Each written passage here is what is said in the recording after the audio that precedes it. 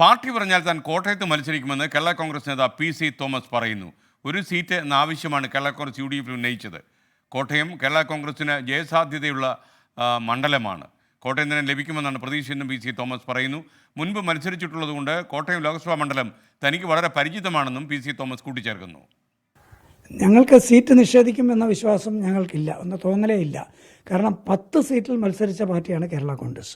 അസംബ്ലിയിൽ 7 സീറ്റ് മതി ഒരു പാർലമെൻറ്റ് മണ്ഡലത്തിന്. അപ്പോൾ 10 സീറ്റ് മത്സരിച്ച ഒരു കക്ഷി എന്നുള്ള നിലയ്ക്ക് ന്യായമായിട്ടും കേരള കോൺഗ്രസിന് ഒരു അർഹതപ്പെട്ട ഒരു സീറ്റാണ്. പാർട്ടിയല്ലേ തീരുമാനിക്കുന്നത്. പാർട്ടി തീരുമാനിച്ച് പാർട്ടി പറയുകയാണെങ്കിൽ പാർട്ടി പറയുന്നത് കേൾക്കുന്ന ഒരാളാണല്ലോ പാർട്ടിക്കാരൻ. ഞാൻ അങ്ങനെ ഒരാളാണ്. അപ്പോൾ പാർട്ടി തീരുമാനം എടുത്താൽ പാർട്ടി തീരുമാനം എടുക്കുന്ന അനുസരിച്ച് കാര്യങ്ങൾ നീങ്ങട്ടെ. എബിൻ ജോസ് കൊച്ചിയിൽ നിന്ന് കൂടുതൽ വിശദാംശങ്ങൾ നൽകും. എബിൻ ജോസ്, ഗുഡ് മോർണിംഗ്, പറയൂ.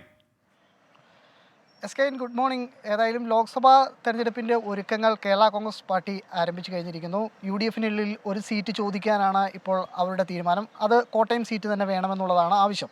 അങ്ങനെയാണെങ്കിൽ ആര് മത്സരിക്കുമെന്നുള്ളതാണ്. നേരത്തെ തന്നെ യു.ഡി.എഫിനുള്ളിൽ ഒരു ചർച്ചയുണ്ടായിരുന്നു. കേരള കോൺഗ്രസിന് കോട്ടയം സീറ്റ് വിട്ടു നൽകുകയാണെങ്കിൽ അവിടെ ഒരു മുതിർന്ന സ്ഥാനാർത്ഥി മത്സരിക്കണമെന്നുള്ളത്.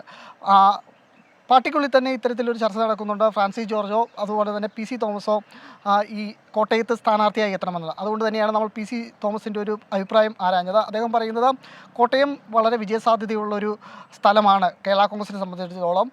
അതുകൊണ്ട് തന്നെ അവിടെ മത്സരിക്കാൻ പാർട്ടി തീരുമാനിച്ചാൽ, പാർട്ടി ആവശ്യപ്പെട്ടാൽ മത്സരിക്കും. കാരണം ആ മണ്ഡലം തനിക്ക് സുപരിചിതമായ സ്ഥലമാണ്.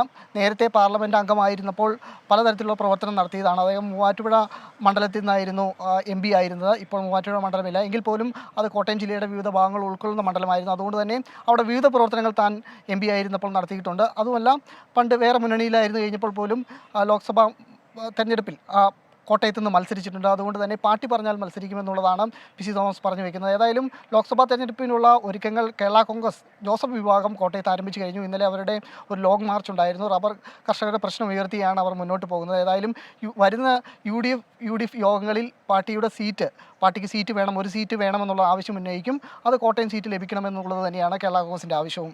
S K. Okay, thank you Abin Jose.